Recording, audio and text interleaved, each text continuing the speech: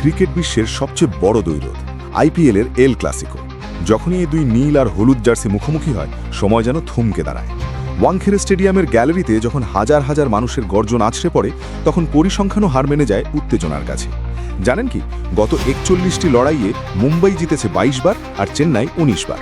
ব্যবধানটা খুব সামান্য, কিন্তু আভিজাত্যের লড়াইটা আকাশচুম্বী।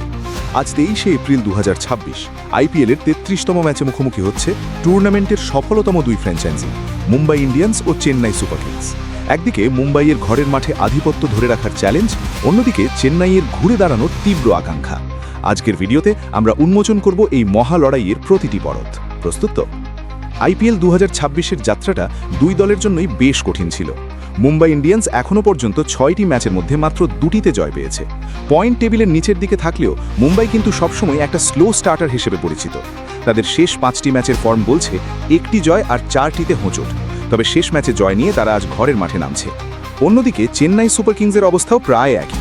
ঋতুরাজ গায়কোয়াড়ের নেতৃত্বে চেন্নাইও 6 ম্যাচে 2 জয় নিয়ে ধারাবাহিকতার সন্ধানে আছে। সঞ্জু স্যামসন আর শিবম দুবের ব্যাটে রান থাকলেও বোলিং ইউনিটকে আজ দিতে হবে কঠিন পরীক্ষা। Venue iconic Wankhede stadium. এখানে বাতাসের গতি আর পিচের বাউন্স ব্যাটারদের জন্য স্বর্গ।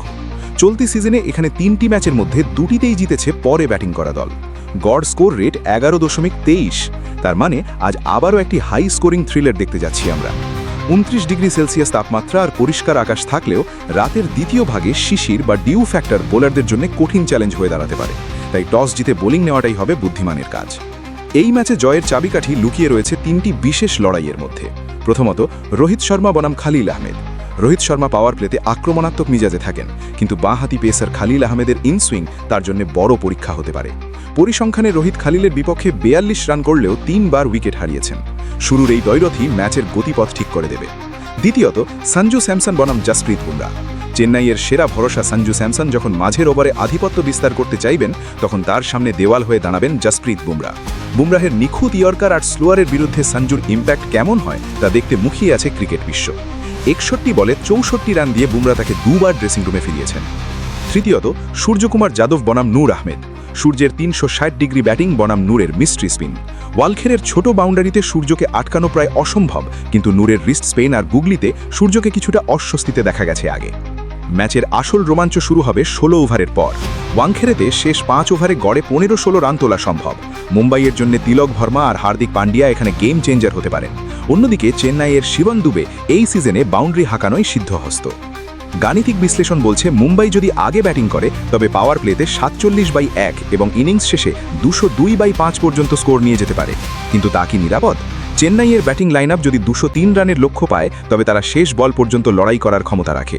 2026 আইপিএলের ট্রেন্ড অনুযায়ী দ্বিতীয় ইনিংসে রান তাড়া করা দল 50/1 পাওয়ার প্লে স্কোর নিয়ে 210/3 মতো লক্ষ্য সহজে হাসিল করতে পারে। আজকের ম্যাচে বোলিং ভেরিয়েশন হবে প্রধান অস্ত্র। শার্দুল ঠাকুর আর মিচেল স্যান্টনারের বুদ্ধিমত্তা বনাম আনশুল কম্বোজের পেস কে কার চেয়ে ভালো পরিকল্পনা সাজাতে পারে, সেটাই দেখার বিষয়। এই ম্যাচের জয় পয়েন্ট টেবিলে ব্যাপক ওলটপালট ঘটিয়ে দেবে। যে দল জিতবে তারা প্লে অফের দৌড়ে টিকে থাকবে, আর যে দল হারবে তাদের জন্য পরবর্তী প্রতিটি ম্যাচ হবে একটা ফাইনাল। মুম্বাইয়ের জন্য এটা কেবল পয়েন্টের লড়াই নয়, বরং নিজেদের ঘরের মাঠে হারানো সম্মান পুনরুদ্ধারের লড়াই। আর চেন্নাইয়ের জন্য এটা তাদের শ্রেষ্ঠত্ব প্রমাণের সেরা মঞ্চ।